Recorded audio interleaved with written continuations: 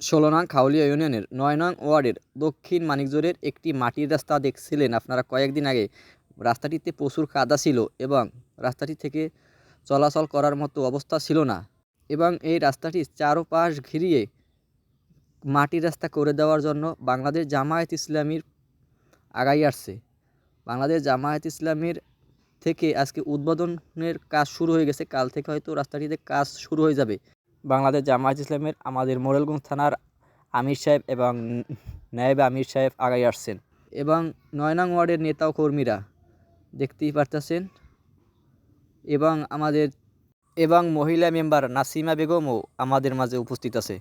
দেখতে পাচ্ছেন আমাদের সেই কাঁচা রাস্তাটি করে দেওয়ার জন্য বাংলাদেশ জামায়াত ইসলামীর নেতা ও কর্মীরা আগাই আসছেন। আলহামদুলিল্লাহ, এই আমাদের যদি এই রাস্তাটি হয়ে যায় হয়তো আমাদের দুর্ভোগ কিছুটা হলেও কিন্তু কমে যাবে এবং এবং আমরা পরবর্তীতে এই রাস্তাটি ইটের রাস্তা বা ফেজের রাস্তা করার জন্য আহ্বান জানাবো ইনশাল্লাহ। তো আগে আমাদের রাস্তাই ছিল না, এখন তবু হয়তো আমরা একটি রাস্তা পাবো, সুন্দর একটি রাস্তা।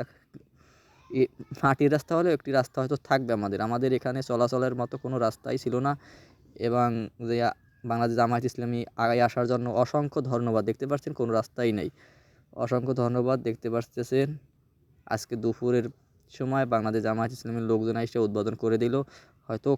হয়তো এই রাস্তাটি কাল থেকে শুরু হবে কাজ। তো দেখতে পারতেছেন কত সুন্দর। ইনশাল্লাহ এই রাস্তাটি হয়ে গেলে আমরা অনেকটাই আমরা দুর্ভোগ থেকে বাঁচতে পারবো এবং আমরা দক্ষিণ মানিকজোড়ের যারা উলাবাসী এই রাস্তাটি দিয়ে যারা চলাচল করি আমাদের দুর্ভোগ একটু হলেও কিন্তু কমবে। দেখতে পাচ্ছেন কোনো রাস্তাই নেই, হায় রে কপাল।